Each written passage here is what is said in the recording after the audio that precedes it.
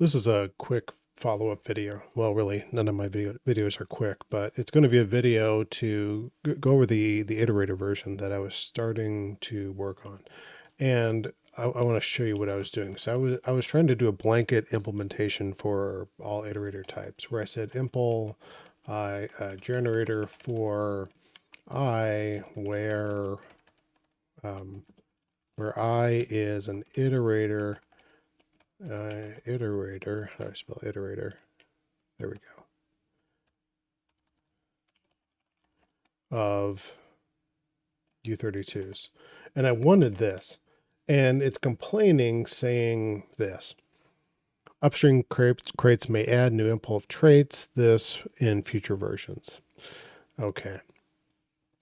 And I've been running into this sort of issue where I've been trying to do blanket implementation. So I still want to do this because like this is a very realistic generator that we'd want to be able to make. So we can do this by hiding it in our own struct type that is going to work for any type of iterators. Yeah, so it's going to look like that. So we want to do this, implement generator for iterator generator I, where I is that. And this quote works. We're just making a concrete type of this. And this is an extra wrapper just needed to get around Rust's error that we saw before. And so we can do this. We can create this, let's say a factory for this that's going to create iterator ID generator.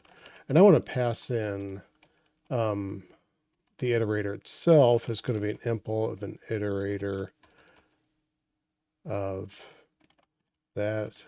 Doesn't have to be static, does it?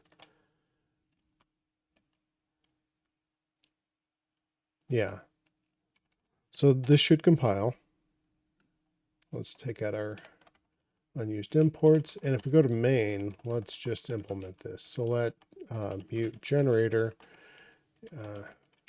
equal mine create iterator ID and 0 dot dot works well, which is actually the same as our other one here, as the version that did the U32s.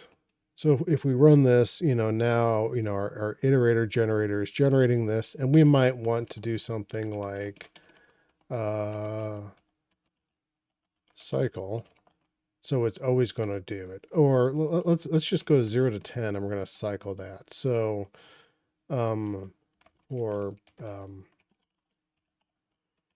let's just do this 20. Do that 20 times. And you can see that we're cycling around and we're getting new stuff. I mean, this is really just, doing a next on an iterator, but it's doing it in the context of this contract that we have here that says we're going to get a unique ID that could fail. It's not really a unique ID if it cycles, but that's we can debate on whether that's correct or not. And in this case, we might just want to go 10. We're going to create 10 IDs before it does fail. And in this case, it should fail. Yeah, because we run out of IDs before we're actually completely done with this. So if we try to get 20 IDs, it's going to get the first 10 and then it's going to continue to fail. So it's doing what we want. And I think that we could then say impl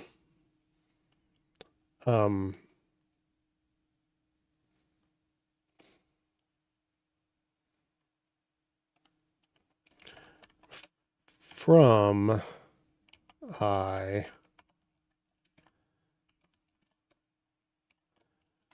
for ID generator. And I actually want this where I is that. Doesn't really matter. Well, it kind of does, because then, we can get this.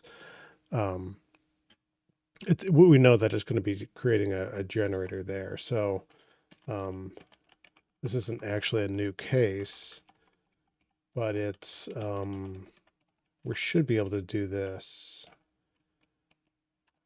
10 and 2. I don't know that it's going to, yeah, it doesn't know what the type that's going to be. So what do we want to do? Can't really force that. This doesn't really give us all that much, except that we might now want to just change this to ida into. Does that help us out? Yeah. So ignore this last one with the from. There might be benefits in doing this, but the fact that we can now have, we can use this generator idea to be able to turn that into things that are going to produce patterns, that might be like, say, like we're going to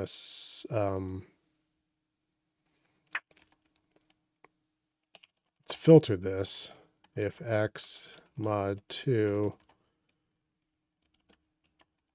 is 0. So let's just create all this. So let's get this out of the way so we can see everything. Give me a second here. Let me undo things that I just broke. There. So I think we're good. Yeah. So this new one here is just creating a different type of IG generator that is only going to give us, in this case, even IDs. Why you would want to do this, I don't know.